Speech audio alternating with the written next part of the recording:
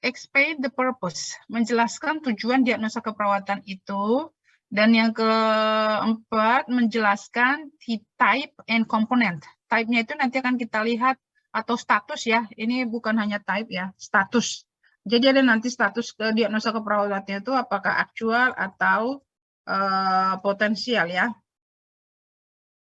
atau resiko ya. Status mengidentifikasikan status atau jenis lah dari diagnosa keperawatan. And the last one will be formulate the nursing diagnosis. Formulate the nursing diagnosis artinya Anda nanti harus mampu merumuskan diagnosa keperawatan apa dari data-data yang sudah Anda lakukan pengkajian kemarin ya. Jadi nanti akan saya switch lagi, itu tugas yang kemarin Anda sudah mengumpulkan tugas, itu nanti akan kita buat lagi tugas Anda untuk menegakkan diagnosa keperawatan dari masalah atau dari data-data yang ada di diagnosa di hasil pengkajian Anda atau di data yang sudah Anda dapatkan ketika Anda melakukan pengkajian yang kemarin. Oke, so that is the end. Di akhir nanti ini akan harus tercapai ya. Harus Anda mengetahui apa aja sih konsep diagnosa keperawatan itu, dan apa aja sih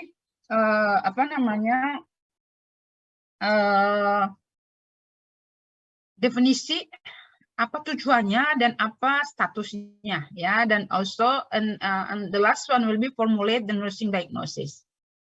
Oke. Kita lanjut. Presentasi Bu jelas terlihat kan? Jelas Bu. Jelas Bu. Jelas Ibu. Oke, dan saya berharap kamu sudah punya sudah punya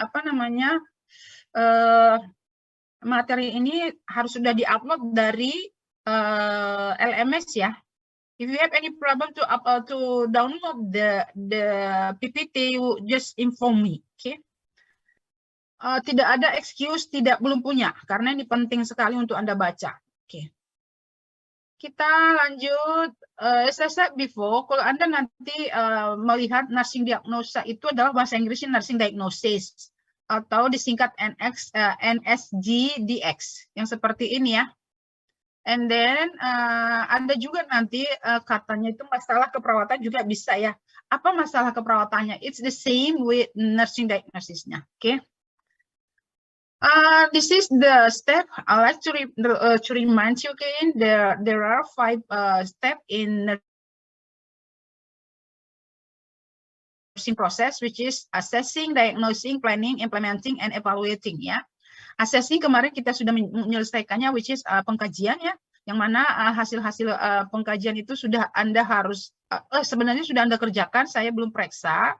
Dan nanti kemungkinan besar itu akan dikembalikan kalau memang masih pada salah atau masih belum tepat ininya ya. Dan dari data itu kita masuk ke diagnosing. Diagnosing itu di sana ada langkah-langkah, which is analyze data, menganalisa data, and then mengidentifikasikan health problems, artinya mengidentifikasikan masalah-masalah kesehatan, apakah itu resiko, yang juga nanti bisa memperkuat apa sih kekuatan si pasien, apa sih yang harus yang mempermudah kita dalam menyelesaikan masalah, bisa terlihat dari sana. And then the last one, as I said before, formulate diagnostic statement. Artinya memformulasikan statement atau pernyataan dari diagnostic study atau memformulasikan diagnosa keperawatan itu apa. Jadi ada beberapa langkah di diagnosa ini, ya. Jadi hari ini kita akan membahas diagnosa, maybe next week we'll discuss planning also, and then evaluating and evaluation. Okay.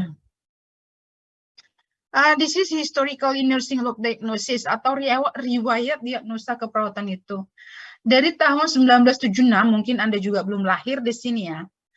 Diagnosa keperawatan itu sudah ada ya. Jadi sudah dari dulu ini sudah tercipta atau sudah dibuat oleh para pendahulu-pendahulu, para ilmuwan, para scientists yang di bidang keperawatan, which is based on Mr. Gordon in 1976. Diagnosa keperawatan adalah masalah potensial atau aktual, di mana perawat dengan dan berdasarkan pengalamannya mampu dan mempunyai izin untuk mengatasinya. Jadi kalau Anda pahamin ini dari tahun 76 sudah ada ya secara sejarah riwayat bahwasanya diagnosa keperawatan sudah lama. Ya. And Carlson et al. 1991 juga mengatakan bahwa diagnosa perawatan itu adalah pernyataan ringkas atau ringkasan ya, pernyataan ringkasan tentang status klien yang didapatkan melalui proses pengkajian dan membutuhkan intervensi dari domain keperawatan. So, kalau kita lihat dari tahun 76 ke tahun 91 lumayan lama ya ininya ya, kurun waktunya.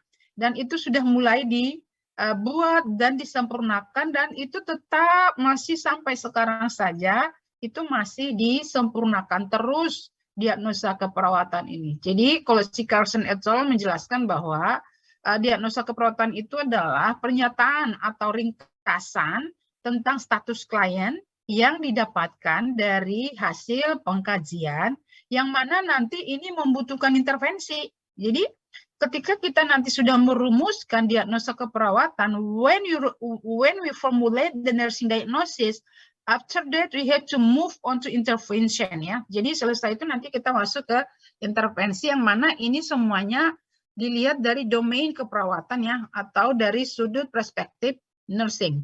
Oke. Alright. As I said before that diagnosis is the second phase ya. Jadi mendiagnosa keperawatan, mendiagnosa dalam nursing proses ini adalah second phase, artinya fase kedua atau langkah kedua dalam nursing proses. Pada fase ini, ingat kemarin last week we talk about nursing critical thinking skills ya. Pada fase ini critical thinking skills harus dipergunakan ya.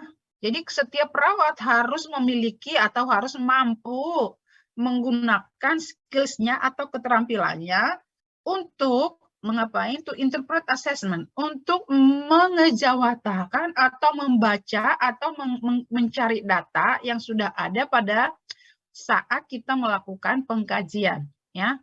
Yang mana itu tujuannya adalah untuk mengidentifikasikan client problems ya.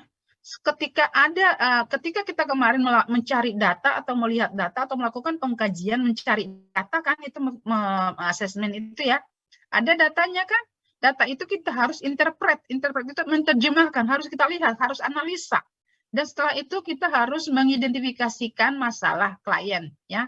Kalau Anda lihat kemarin di kolom di kolom tugas Anda itu ada di situ tertulis kolom DS, kolom DO, and then kolom problems ya. Jadi sebenarnya problems itu sudah terlihat kalau ada data itu, data objektif, data subjektifnya.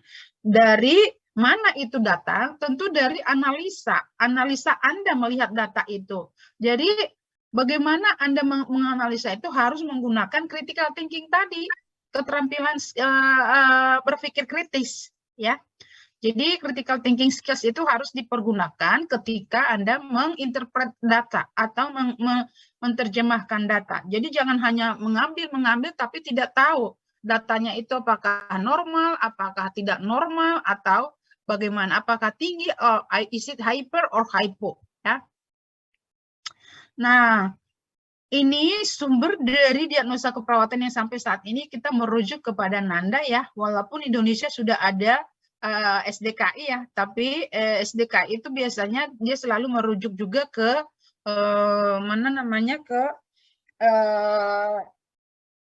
Nanda ya. Oke. Ini this is the Indonesian. Saya sudah terjemahkan. You can read it. If you don't know this, actually this is a low level English ya. Tidak terlalu susah ini level Englishnya. Tapi anyhow, I put already Indonesian here. Okay, we will continue with definition. Tadi kan di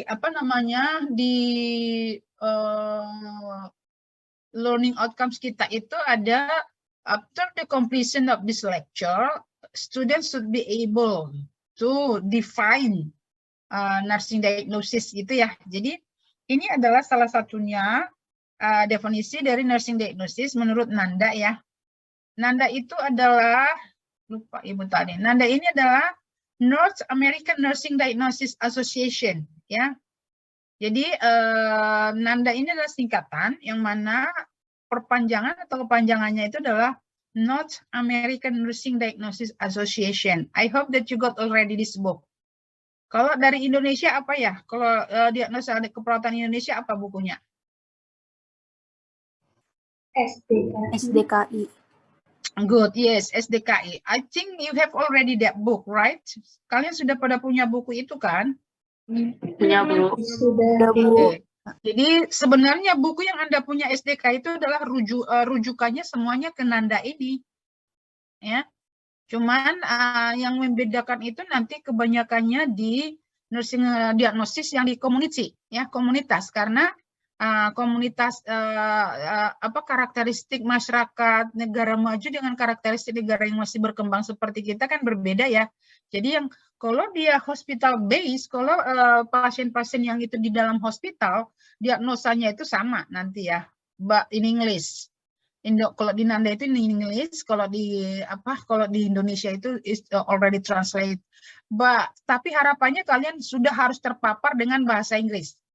Ya, because you're already curriculum international, that means you should know how to speak English, you should know how to read English, ya. Because you're prepared to go abroad, karena kamu dipersiapkan untuk bekerja di luar negeri, ya. Atau paling tidak you are competitive. Kamu bisa berdaya saing secara global, as we mentioned in our vision and mission of Binawan University. Okay. So this is the diagnosis based on NANDA. Definition of nursing diagnosis is a clinical judgment concerning a human response to health conditions, like processes or vulnerability for that response by an individual, family, group, or community. Jadi berdasarkan NANDA, pengertian dari diagnosa keperawatan itu adalah clinical judgment. Clinical judgment ini adalah keputusan klinis yang berkaitan dengan respon manusia terhadap kondisi kesehatannya atau proses hidupnya. Ya, itu bahasa Indonesianya ya. You can take a note based on what I have said. Ambil catatan di catatanmu di situ kalau Anda tidak memahami bahasa Inggrisnya ya. Jadi vulnerability orang yang rapuh ya, artinya orang-orang yang mungkin tidak mampu melaksanakan atau memberikan aktivitas daily living-nya selama mereka lagi sakit ya, itu ya. Vulnerability for that response, tidak mampu ketika dia mengalami gangguan terhadap kesehatannya, dia sangat rapuh untuk berespon terhadap itu ya. Apakah itu secara individual atau keluarga atau kelompok atau juga komunitas ya. That is the definition of nursing diagnosis based on NANDA. Okay, this is the Indonesian one definisinya. Penilaian klinis atau clinical judgment tadi tentang respon individu, keluarga, atau komunitas terhadap masalah kesehatan, apakah itu yang aktual dan potensial atau resiko nanti ya. Ini bahasa Indonesianya, pernyataan yang menggambarkan, jadi intinya diagnosa keperawatan itu harus Anda tahu bahwasanya itu adalah respon si pasien ya, yang menggambarkan respon manusia atau respon pasien atau individu terhadap masalah kesehatannya ya, dari individu apakah dia kelompok, keluarga, karena di diagnosa keperawatan itu kan ada nanti bukan hanya secara individu, ada keluarga, ada juga komunitas ya. Oke, nah siapa yang menegakkan ini? Yang menegakkan ini adalah perawat. Jadi perawat mengidentifikasi dan dapat memberikan instruksi, yaitu instruksi intervensi ya. Intervensi artinya apa sih yang kita lakukan untuk menyelesaikan masalah. Jadi diagnosa keperawatan itu merupakan salah satu masalah ya yang dirasakan si pasien berdasarkan respon si pasien itu terhadap masalah kesehatan dia ya. Untuk mempertahankan keadaan sehat atau untuk mengurangi atau menyingkirkan atau juga mencegah perubahan. Jadi kalau kita lihat nursing diagnosis itu sangat luas ya.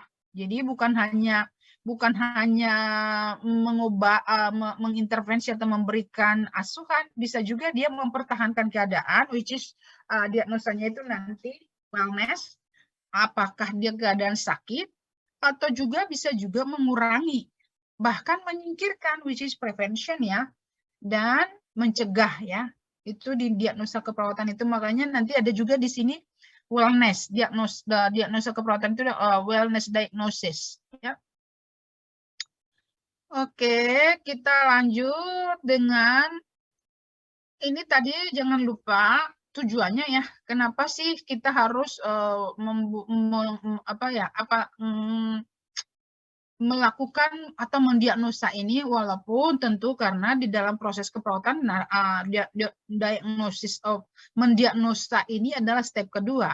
Nah, di sini dalam menentukan masalah keperawatan itu, di sana kita melakukan analisa tadi, menganalisa informasi. Jadi apa aja yang kita lihat bukan yang dilihat, apa saja kita lakukan pada saat kita berada dalam fase mendiagnosa masalah keperawatan. Nah, di sana kita harus menganalisa ya, menganalisa informasi hasil pengkajian dan memberi arti hasilnya.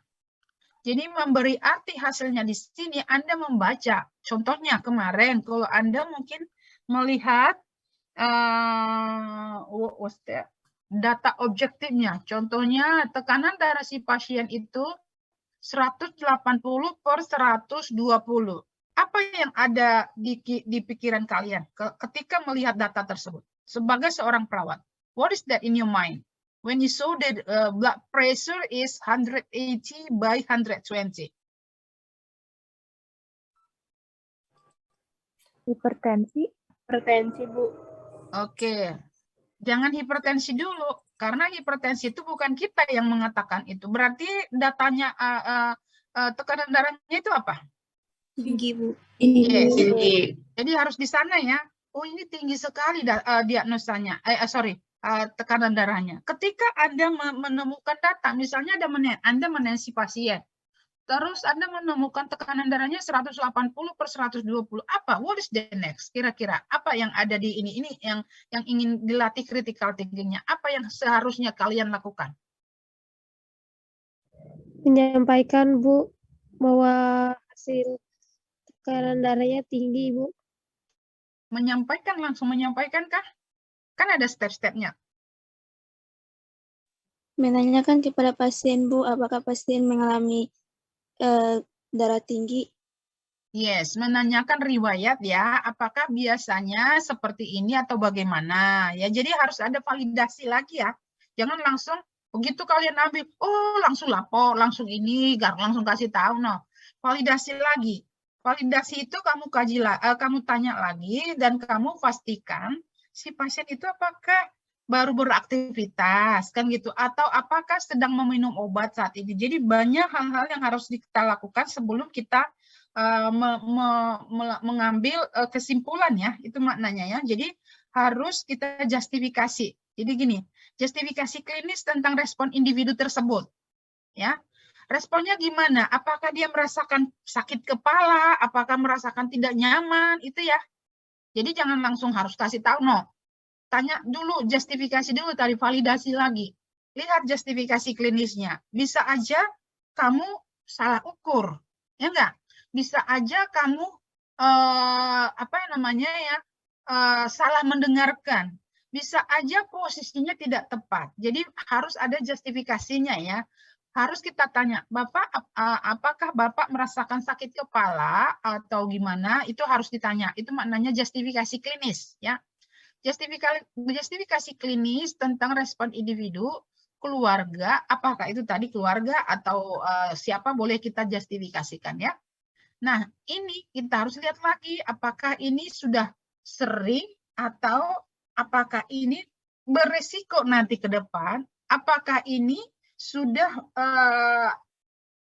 terdiagnosa sebelumnya. Itu artinya menjustifikasi tadi ya. Jadi jangan langsung beritahu sama pasien ya. Lihat justifikasi dulu, analisa lagi, lihat lagi apa ya, paling tidak tanya. Setelah itu disusunlah berdasarkan prioritas. Jadi diagnosa keperawatan itu ada prioritasnya.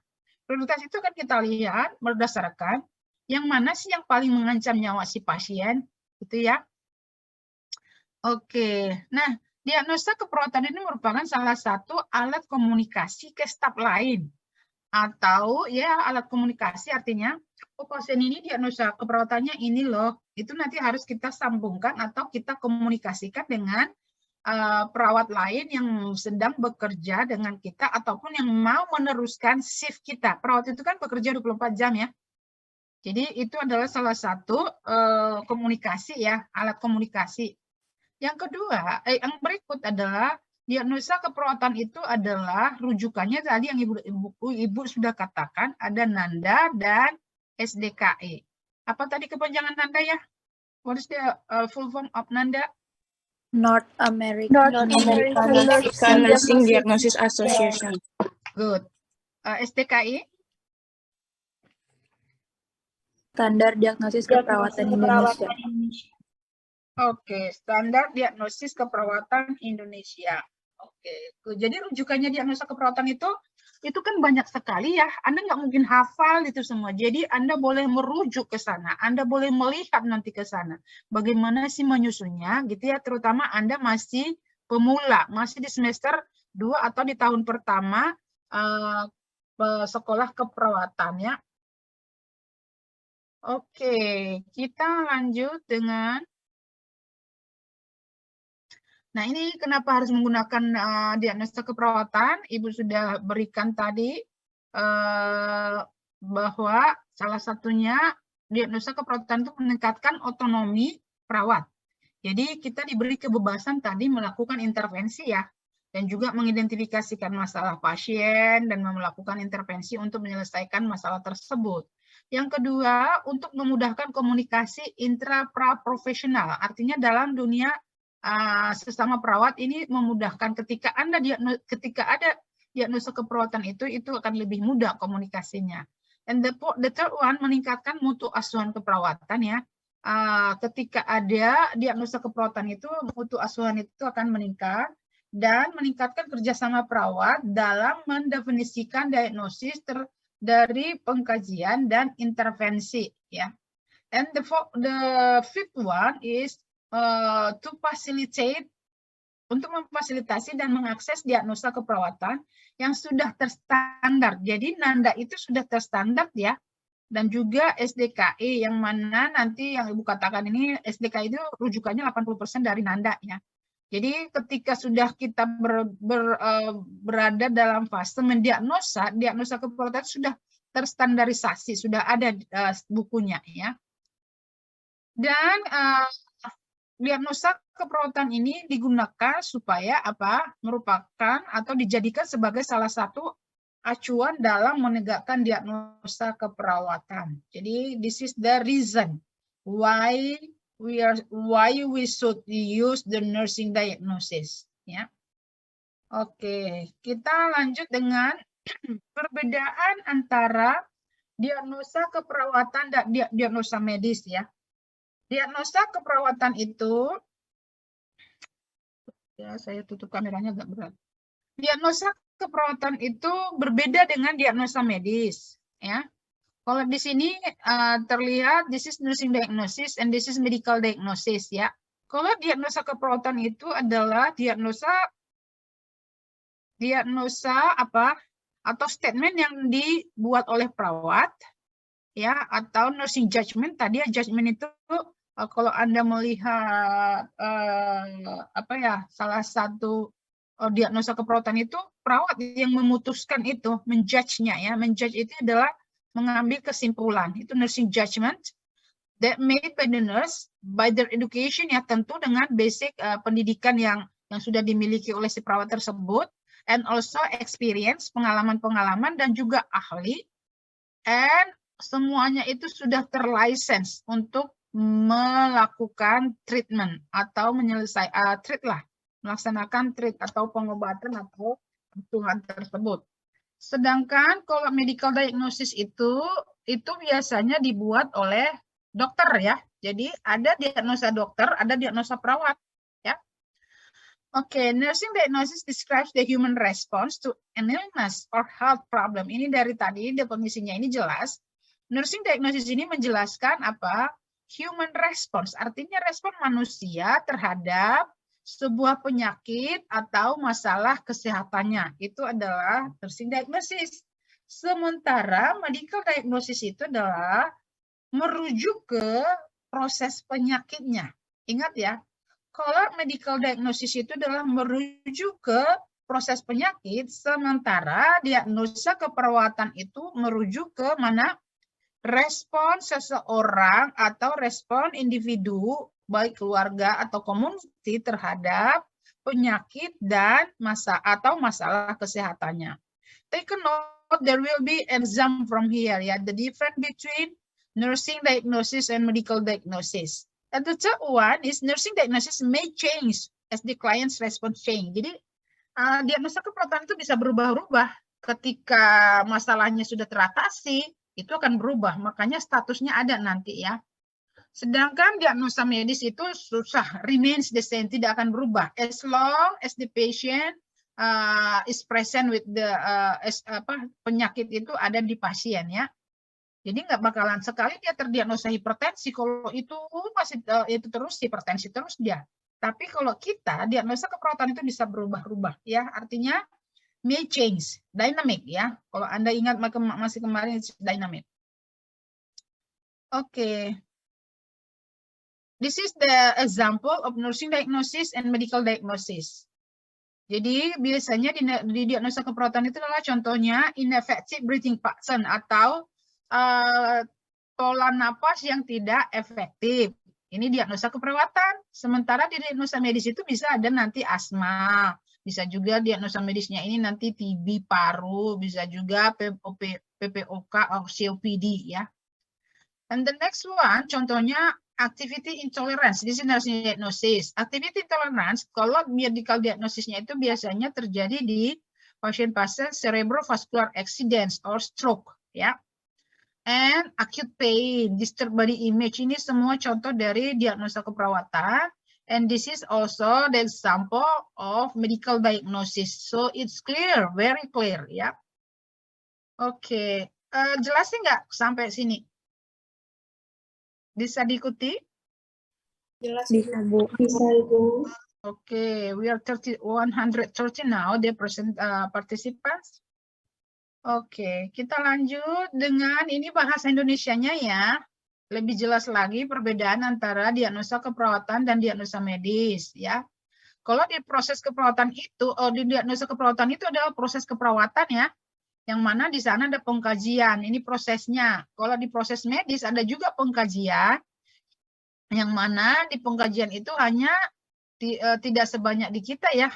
Kalau di pengkajian kita kan mengumpulkan data bisa dari riwayat keperawatan, bisa pemeriksaan fisik, bisa tinjauan catatan sehari-hari, konsultasi dengan anggota tim yang lain, dan tinjauan literatur ya. Sementara pengkajian di proses medis tadi ada mengumpulkan data dari riwayat medis ya, pemeriksaan fisik, tes diagnostik. Jadi diagnosa medis itu biasanya ditegakkan sangat kuat itu berdasarkan ini.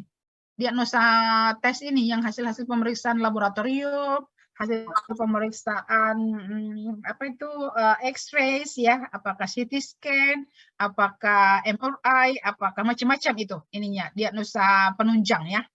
Kalau di keperawatan kan tidak ada itu.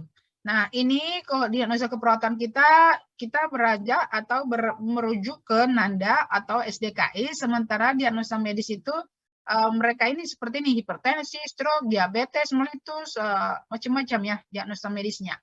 Kalau contoh tadi dari kita diagnosa keperawatan itu ada, dan nanti akan saya kasih juga contoh diagnosa keperawatan based on NANDA which is in English ya. Sudah saya buat juga, I already uploaded that in LMS, you can download that, and I will show you later on also. Oke, bagaimana membedakan diagnosa keperawatan? Ini kita sudah masuk ke status diagnosa keperawatan. Nanti akan kita lihat ya, ada beberapa diagnosa atau masalah-masalah keperawatan. Status kesehatannya, karena kita kan, kalau perawat itu kan menegakkan diagnosa keperawatan itu based on respon ya, respon pasien terhadap penyakitnya ya, atau terhadap status kesehatannya. Itu ya tadi diagnosa keperawatan itu. Nah, ketika status kesehatannya kita lihat yang pertama, Dapatkah nurse secara legal mengintervensinya? Ya, benar. Jadi ketika sudah ada ditemukan diagnosa keperawatan itu, nurse atau perawat akan dapat melakukan intervensi secara legal untuk mencapai tujuan, yaitu tujuannya apa? Penyembuhan. Nah, kita lihat di sini ada matriks atau ada algoritma di sini. Kalau dia iya, berarti kita akan menegakkan diagnosa keperawatan. Itu berarti diagnosa keperawatan yang murni. Ya, murni artinya original, tidak ada campuran atau tidak ada kerjasama dengan tim kesehatan lainnya. Ya, kalau dia tidak disembuhkan atau tidak dia sendiri melakukan itu, berarti bisa kita lihat apakah yang diperlukan intervensi medik atau keperawatan. Kalau dua-duanya, kalau iya antara intervensi medik dan keperawatan, berarti masalahnya adalah disebut dengan masalah kolaboratif, ya. Masalah kolaboratif itu artinya masalah bersama, ya. Perawat dengan medik, gitu ya. Perawat itu kan medik itu di sini dokter ya, atau tim kesehatan lainnya, ya. Tim kesehatan lainnya itu apa aja ya? What are the other healthcare professional, selain nurses? Dokter, farmasi, tenaga laboratorium. Yes, ya, good, thank you. Dokter, farmasi, ahli gizi, fisioterapi, speech therapy, banyak itu ya. Jadi itu. Nah, kalau memang masalahnya itu sepertinya tadi intervensinya itu medik dan keperawatan, kalau iya berarti masalahnya adalah masalah kolaboratif. Nah, kalau tidak sama sekali, tidak ada intervensi keperawatan, berarti itu adalah masalah medik.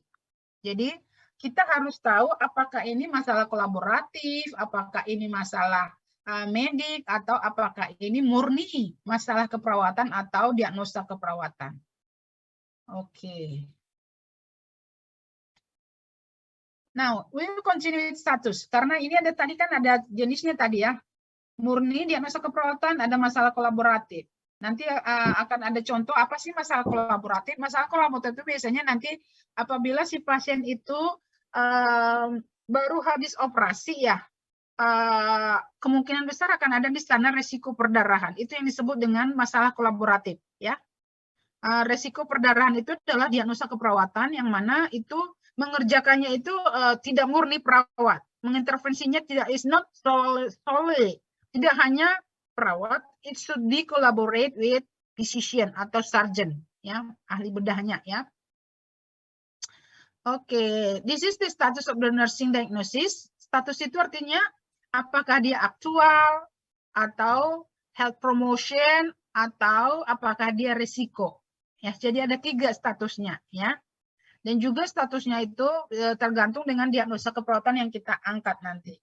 Apa yang disebut dengan actual diagnosis? Actual diagnosis is a client problem that is present at the time of the nursing assessment. Actual itu yang nyata. Artinya masalah klien yang saat itu, saat Anda mengkaji, pada saat yang sama, pada saat Anda mendapatkan datanya. Contohnya, ketika Anda melakukan pengkajian, dan salah satunya mengukur tanda-tanda vital atau vital signs yang mana Anda temukan bahwasanya suhu tubuh pasien itu ada 39 derajat Celcius. Kalau pasien pada saat itu Anda kaji 39 derajat Celcius, berarti pasien itu apa ya kondisinya? Hipertermi. Yes, demam atau hipertermi. Itulah diagnosa keperawatan yang aktual karena ada datanya. Bisa dipahami apa yang aktual, karena kan kita lihat nanti ada yang resiko, ada juga nanti yang health promotion diagnosis, ya. Jadi kalau dikatakan aktual, dia ada tanda, ada bukti, ada data di sana menunjukkan bahwasanya itu nyata. That is present at the same times. Artinya datanya itu ada pada saat bersamaan ketika Anda mengambil data atau melakukan pengkajian, ya, ini ya, client problems, ya. Oke. We'll continue a health promotion, sorry. Health promotion diagnosis relates to clients' preparedness to improve their health condition. Jadi kalau dikatakan status diagnosa keperawatan yang terkait dengan health promotion diagnosis atau diagnosa keperawatan yang terkait dengan promosi kesehatan, ini berkaitan dengan kesiapan klien, ya, siap enggak klien ini untuk meningkatkan kondisi kesehatannya. Jadi kita harus melakukan health promosi di sini, ya. Itu maknanya health promotion diagnosis, ya. Clients preparedness, persiapan atau kesiapan si klien atau persiapan si klien, si pasien untuk meningkatkan, to improve, bukan menghidupkan, to improve their health conditions. Yang ketiga adalah resiko, ya. This is a risk. A risk nursing diagnosis is a clinical judgment that problem does not exist, but the presence of risk factor indicates that a problem may develop if adequate care is not given. Jadi diagnosa risiko itu adalah, atau diagnosa keperawatan risiko adalah clinical judgment atau keputusan klinis yang mana perawat membuatnya ini dan problemnya atau masalahnya itu tidak nyata. Kalau tadi kan datanya nyata, ya. Data, kalau misalnya tadi kita mengangkat hipertermi, ya, datanya ada. Karena suhu pasien berapa tadi? 39, kan? Nah, di sini kalau dia risiko berarti datanya tidak ada. Tapi akan ada nanti faktor-faktor mengindikasikan problem itu bisa berkembang atau bisa terjadi apabila adequate care is not given, ya. May develop if adequate care is not given. That is the difference between actual and risk. Jadi ada dua, nanti boleh Anda mengangkat yang aktual, yang betul-betul nyata datanya. Ada juga yang resiko. Contohnya yang Ibu katakan tadi, misalnya si pasien itu seorang orang tua yang sudah berusia 80 tahun, dia masuk rumah sakit, dan ketika di rumah sakit pasien itu kita lihat dia tidak mampu lagi melangkah atau tidak mampu lagi berjalan dengan sempurna, tidak mampu lagi melihat dengan sempurna, tidak mampu lagi mendengar dengan sempurna. Berarti ada kemungkinan yang bisa terjadi, ada kemungkinan resiko yang berbahaya bisa terjadi terhadap si pasien ini, yang mana itu contohnya nanti dia bisa beresiko jatuh, ya. Tapi kan belum terjadi jatuh. Itulah yang kita tanya, itulah yang kita jagain supaya si pasien itu tidak jatuh. Makanya kita bisa mengangkat diagnosa keperawatan itu nanti di sana menjadi diagnosa resiko, which is risk for injury atau resiko jatuh atau resiko cedera. Jadi belum ada tanda-tanda nyata di sana. Itu yang membedakan aktual resiko. Ya, kalau health promotion tadi menjaga supaya atau kesiapan si klien atau kemauan si klien untuk meningkatkan status kesehatannya. Jadi ada 3 ya status dari diagnosa keperawatan. Is it clear? Jelas nggak perbedaan di sini? Jadi mungkin Anda sudah pernah, atau terutama Anda yang dari SMK kesehatan atau dari SMK keperawatan pasti sudah pernah dengarkan diagnosa aktual, diagnosa resiko. Diagnosa resiko itu hampir sama dengan potensial, ya. Beda tipis, ya.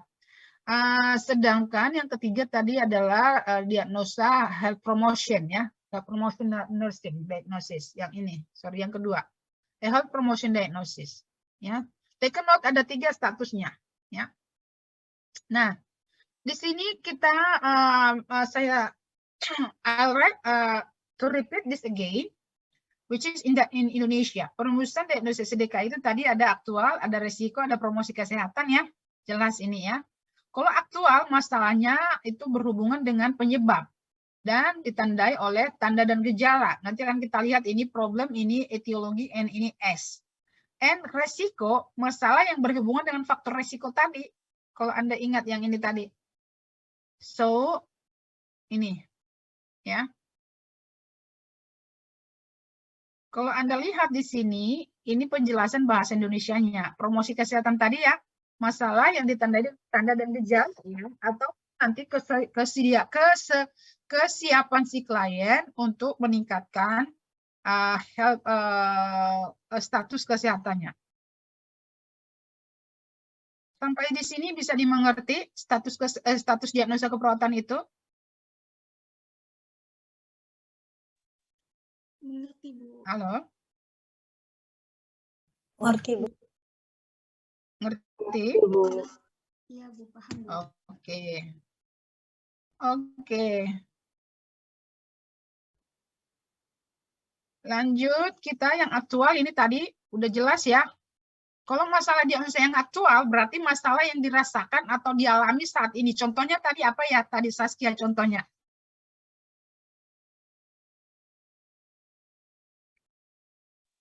Saya, Bu, Iya, contoh yang masalah diagnosa keperawatan tadi yang aktual apa yang Ibu beritahu tadi? masalah klien pada saat melakukan pengkajian dan mengukur tanda-tanda vital, dan pada saat itu suhu tubuh pasien tersebut mengalami 39 derajat Celcius, yaitu terkena hipotermia. Oke, good. Berarti ada datanya ya. Jadi kalau yang aktual itu harus ada datanya ya, harus terlihat datanya ya. Good. Thank you Saskia. Oke. Kita lanjut dengan ini yang masih statusnya penjelasan yang aktual ya. Di sana ada label. Label itu kemungkinan itu bisa berubah ya. Karena nanti kan akan kita intervensi ya, akan kita lakukan ya. Bisa juga nanti labelnya itu ada kerusakan. Jadi misalnya kalau pasien itu tidur terus-menerus dan kulitnya sudah rusak atau sudah mengalami kemerahan, berarti yang udah data ada di sana, berarti kita akan mengangkat diagnosa kerusakan integritas kulit, gitu ya. Dan juga nanti ketidakefektifan. Jadi kayak gini-gini seperti ini nanti nama-nama diagnosa keperawatan yang bisa Anda Anda lihat atau Anda buat dalam diagnosa keperawatan yang aktual ya. Hambatan, gangguan, ketidakefektifan, kerusakan, perubahan gitu ya. Nah, di sini ada definisi konseptual dan konsistensi dengan label dan batasan. Ada juga karakteristik, merupakan arti yang tepat dari diagnosa keperawatan yang sedang terjadi ya. Batasan karakteristik itu memenuhi 80% atau lebih kriteria mayor. Jadi kriteria mayor di sini nanti akan ada yang ini loh, yang kalau Anda nanti buka diagnosa keperawatan itu ada kriteria-kriteria di sana ya. Jadi kalau dia sudah melebihi 80% berarti itu sudah aktual. Ya, itu maknanya ya. Lebih kriteria mayornya. Oke. Faktor yang berhubungan yaitu etiologi. Ya, jadi nanti akan dirumuskan diagnosa keperawatan itu rumusannya adalah problem, etiologi dan symptoms. Contohnya ini tadi kan kita kasih contoh pasien suhunya 39. Nah, di sini sudah 40 nih. Hipertermi berhubungan dengan kerusakan termoregulasi ditandai oleh suhu tubuh 40 derajat Celcius. Ya. Jadi ini adalah diagnosa keperawatan yang apa ini? Aktual. Yes. Yeah, this is the nursing diagnosis, the example of nursing diagnosis actual. Ya. Oke. Ya, kita lanjut dengan risiko. Menjelaskan, tadi udah dijelaskan di atas bahasa Inggrisnya, this is the Indonesian one. Risiko itu adalah keputusan klinis bahwa individu, kelompok, keluarga, komunitas sangat rentan. Ya, rentan artinya vulnerable, ya, sangat rentan untuk mengalami masalah dibandingkan yang lain pada situasi yang sama atau hampir sama. Ya. Nah, di sini keperawatan itu harus waspada ya. Kewaspadaan perawat akan tinggi. Akan pentingnya intervensi pencegahan. Jadi jangan sampai terjadi. Contohnya saya kasih tadi resiko perdarahan. Apabila si pasien mengalami DHF ya. Kemarin ada nggak kasus DHF kalian itu? Nggak ada ya? DHF itu adalah salah satu yang dikhawatirkan terjadi adalah perdarahan apabila hasil laboratoriumnya itu menunjukkan trombositnya itu terlalu rendah. Ya. Kalau trombositnya rendah, kita harus ingat bahwasanya fungsi dari trombosit itu adalah menjaga pembekuan darah. Nah, ketika itu turun-turun terus, kemungkinan besar akan beresiko terjadi perdarahan pada si pasien. Itulah diagnosa keperawatan resiko. Ya. Oke, jadi perawat harus waspada, harus menggunakan itu tadi pemikiran kritis tadi, critical thinking-nya harus dijalankan. Apa sih yang harus dilakukan supaya jangan sampai diagnosa resiko ini masuk ke aktual, ya? Oke, kita lanjut dengan components. Jadi udah jelas tadi perbedaan diagnosa keperawatan yang apa? Aktual, resiko, dan promosi kesehatan ya. Ada statusnya 3 tadi ya. Oke. Di sini we'll discuss about the components of nursing diagnosis based on NANDA. Yeah, and also in SDKI also is the same thing, which is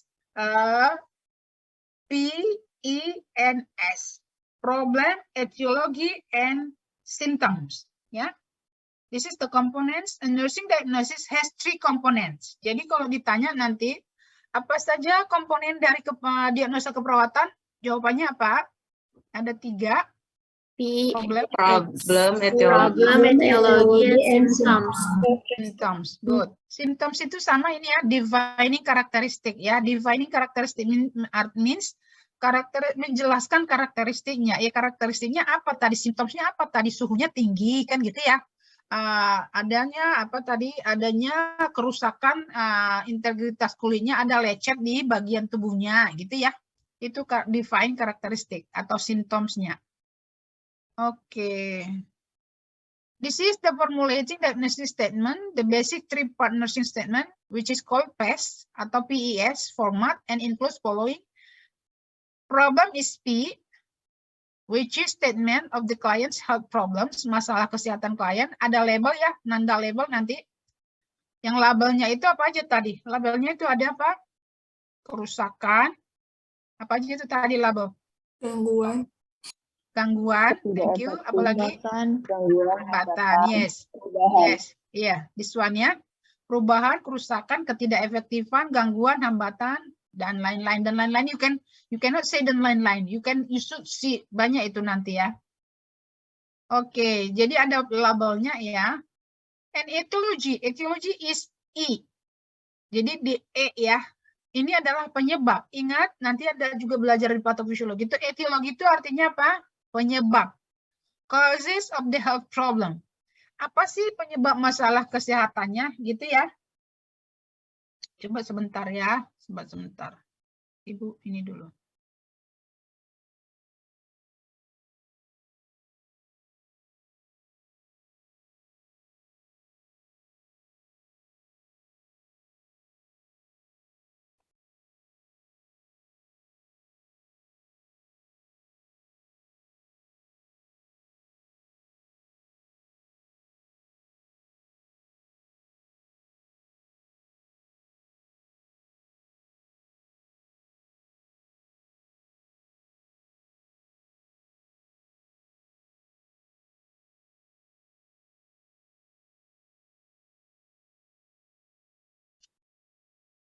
Oke. Kita lanjut dengan etiologi itu adalah penyebabnya, S itu adalah sign and symptoms-nya, tanda dan gejalanya. Nah, ini adalah bentuknya problem, P, etiologi, E, and then symptom is E. Jadi rumusnya adalah problem plus E plus S, which is PES. Ya. Oke. Coba ada nggak contohnya? Kita lanjut satu persatu di sini. The problem, P-nya. Ini tadi problem statement ya. Masalah atau statement pernyataan dari masalah yang menjelaskan apa? Client's health problems atau masalah kesehatan klien. Problem ini adalah kesenjangan atau penyimpangan dari keadaan normal. Jadi masalah itu adalah kesenjangan. Ada nggak kesenjangan? Harusnya gimana sih? Gitu ya, yang namanya masalah ya. Kenapa harus mengetahui problem? Karena apa? Dia harus menjelaskan status kesehatan pasien secara jelas dan sesingkat mungkin. Itu yang problem. Sedangkan yang etiologi di sini adalah the etiology is component of a nursing diagnosis identifies causes of the health problem. Ini tadi penyebabnya apa ya? Apa penyebab masalah klien? Here we should see the other factors, which is clinical factors and personal yang dapat nanti merubah status kesehatan atau mempengaruhi perkembangan masalah si pasien. Nah, unsur untuk mengidentifikasikan masalah itu harus Anda tahu patofisiologi sebenarnya ya, proses penyakitnya. Tapi nanti karena Anda belum masuk mata kuliah Pak S4, which is will take that in semester 3, from now we should know what is the etiology. Apa sih kira-kira penyebabnya ya? Contohnya, Anda kan sudah mempelajari anatomi ya, anatomi and fisiologi. It will come from that. It comes from that. What is the problem with the patient? Contohnya, pasien itu banyak slemnya, banyak dahaknya ya, atau banyak mukus. Berarti dia bisa mengalami gangguan jalan nafas karena produksi mukus yang sangat banyak, gitu ya, atau yang berlebih produksi mukusnya, ya. Nah, bisa juga di sini dilihat secara situasional, can be seen from situational, psikososial, atau juga dari usia si pasien. Usia di sini dari birth to die ya, dari lahir hingga meninggal. And also you can see also based on culture, budaya ya. Bagaimana sih pola hidup dan lingkungan si pasien. Itu bisa kita lihat merupakan salah satu penyebab dari penyakit atau penyebab dari masalah kesehatan atau diagnosa keperawatan yang ingin kita tegakkan. Oke. Symptoms, ini S tadi, ini jelas ya. Kalau dia aktual, berarti dia menunjukkan tanda dan gejala yang nyata. Sign and symptoms itu adalah tanda dan gejala ya. Ditandai oleh apa sih, gitu ya. Tentu di sini harus ada manifestasi klinis. Manifestasi klinis itu adalah tanda dan gejala, yang mana itu contohnya tadi suhunya 40 derajat Celcius. Terus ada perdarahan, atau ada penumpukan atau kesulitan bernafas, sesak pasiennya, susah dia bernafas, respiratory rate-nya ini 30 kali per menit, itu ya. Jadi ini semua nanti kita lihat dari data subjektif dan data objektif kita yang kita temukan pada saat kita melakukan pengkajian dan analisa data. Ya, contoh ini adalah diagnosa keperawatan. Intoleransi aktivitas yang berhubungan dengan ketidakseimbangan antara kebutuhan dan suplai oksigen yang ditandai oleh klien sesak, yang mana respiratory rate-nya adalah 30 kali per menit. Based on this statement diagnosa keperawatan, ini udah diagnosa keperawatan yang full, yang penuh. Yang mana di sini P ya, kalau Anda disuruh mencari diagnosa keperawatan.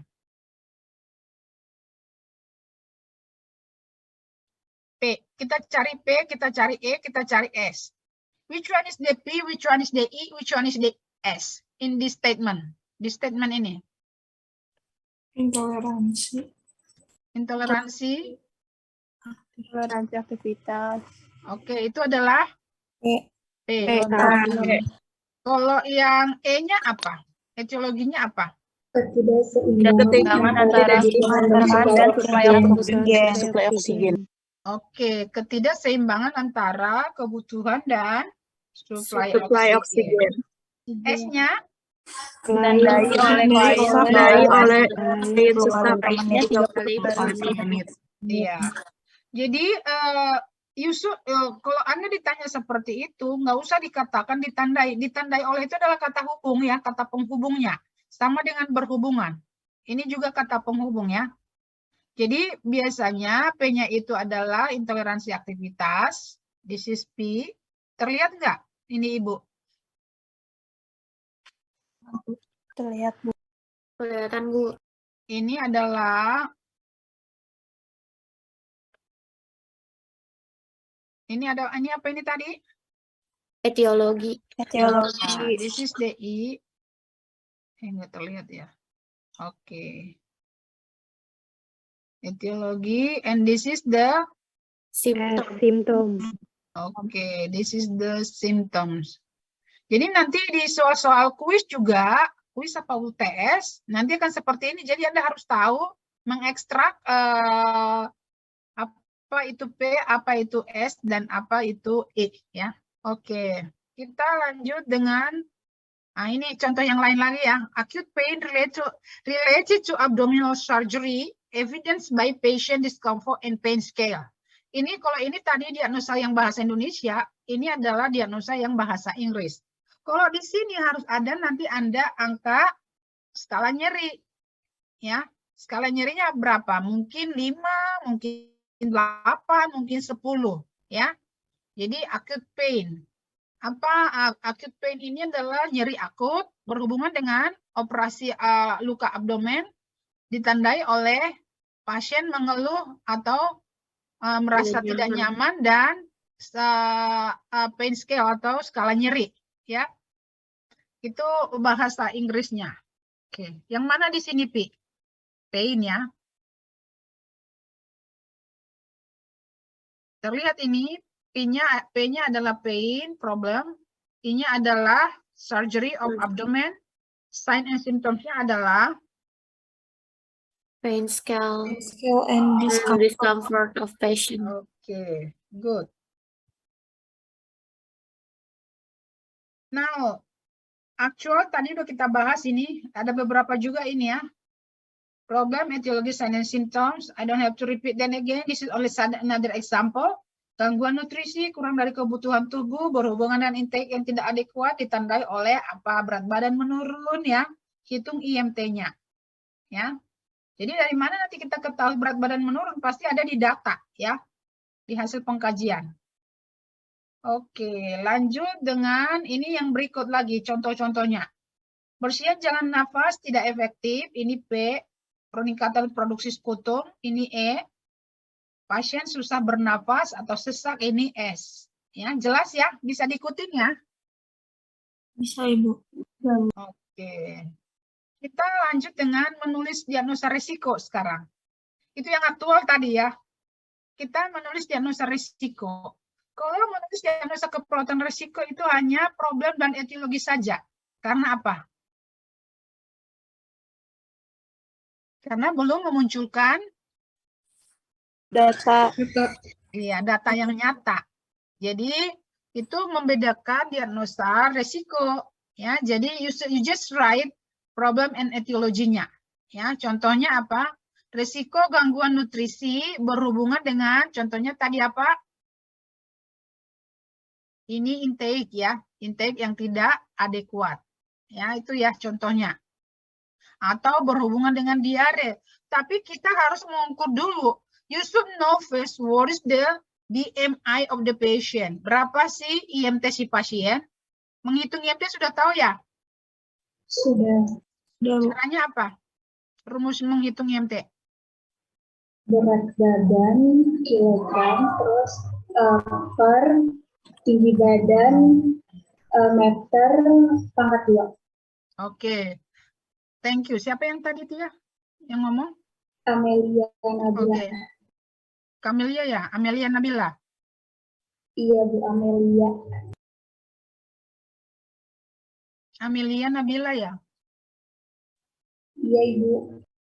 Oke. Ya, jadi jangan hanya si Amelia yang tahu ya, harus semua tahu. Anda boleh cari tahu dari sebenarnya di mana ini ya? Di BNSK ya. Sudah harus diajarin menghitung berat badan dan tinggi badan, menghitung IMT atau BMI, Body Mass Index, or IMT, Indeks Massa Tubuh. Ya, bahasa Indonesianya IMT, bahasa Inggrisnya BMI, Body Mass Index. Yang mana itu tinggi badan atau berat badan kah? Tinggi badan berat badan dibagi tinggi badan kuadrat dalam meter ya? Dalam sentimeter. Dalam meter, Bu. Ya, Jadi kalau 178 tinggi badan kamu, kalau 160 tinggi badannya, berarti dalam sentimeter, berarti dalam meter jadi berapa itu? 1,6.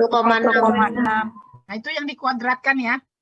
Itu yang dikuadratkan, baru dibagilah, dari berat badan dibagi itu. Itu dapatlah INT.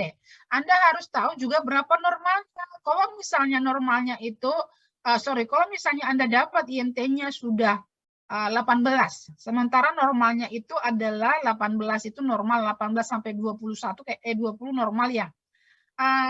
Nanti pasien itu INT-nya sudah 18, terus dia tidak mau makan, masih diare, masih muntah.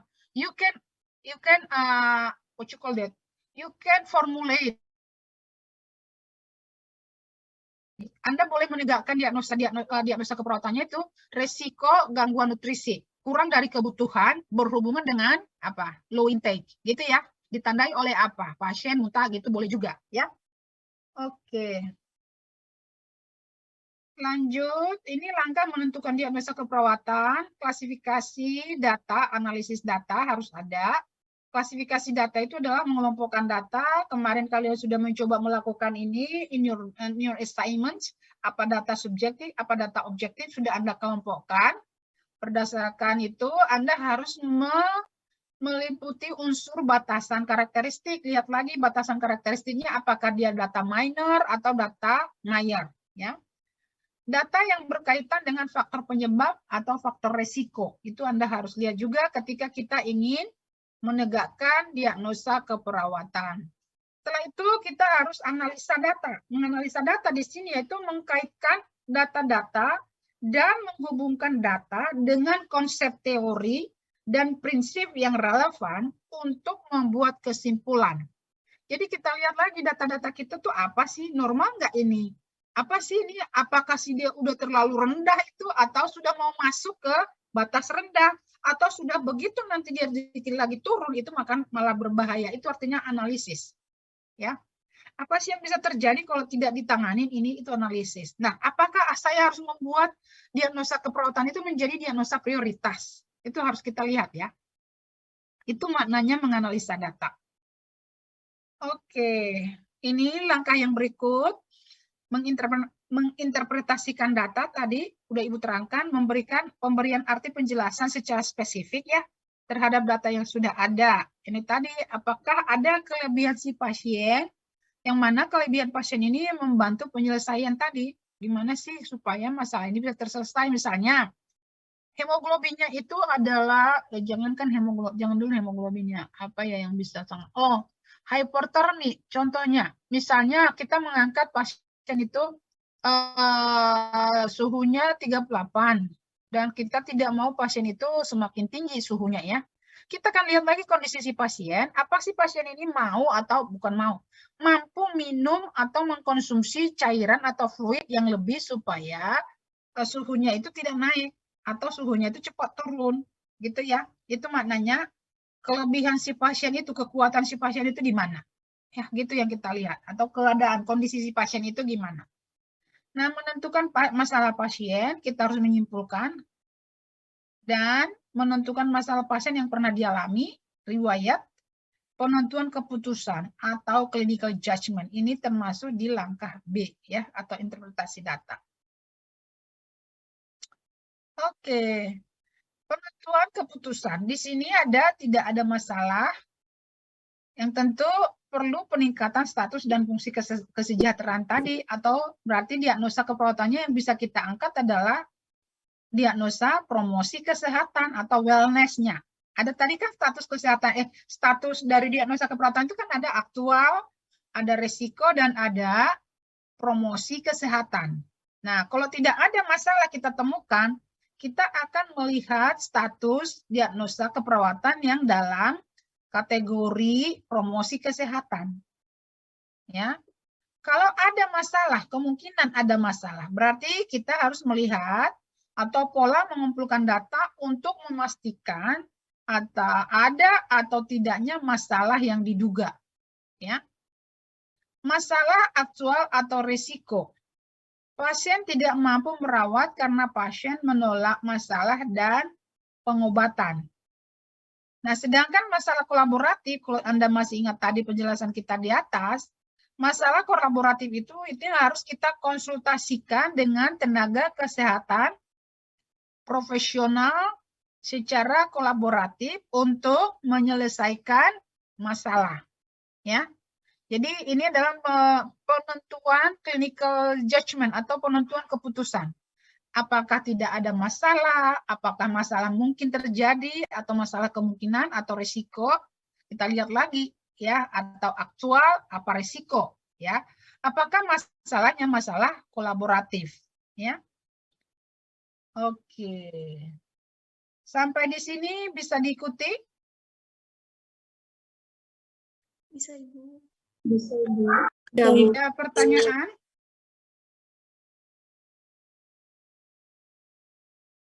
Oke, kalau tidak ada pertanyaan, kalian harus tugasnya karena kan kita sampai 10.45 ya. Masih ada waktunya. Dari kasus kemarin yang sudah Anda kumpulkan, coba ditegakkan diagnosa keperawatan apa yang bisa Anda angkat dari data tersebut. Oke? Bisa didengarkan, Ibu? Apakah suara Ibu jelas? Bisa, Bu. Oke, karena masih ada waktu, kita harus langsung latihan. Jadi, kemarin kan kalian sudah upload di G-Drive, masih ada soft copy-nya segala ya. Coba tentukan diagnosa keperawatan apa yang muncul dari, yang bisa Anda tegakkan dari data-data Anda yang sudah Anda baca. Nah, tentukan apakah harus ada diagnosa risiko, harus ada diagnosa aktual, harus ada diagnosa promosi kesehatan. 3 diagnosa itu harus sudah bisa Anda analyze that. Oke? Baik, Ibu. Oke. Karena Ibu masih di rumah, nanti Ibu harus ke kampus lagi. Nanti jam 10.45 itu sudah harus dikerjakan dan dikumpulkan ya. Dikumpulkan di G-Drive aja ya. Baik, Ibu. Baik, Ibu. Di G-Drive yang kemarin yang sudah Anda kerjakan.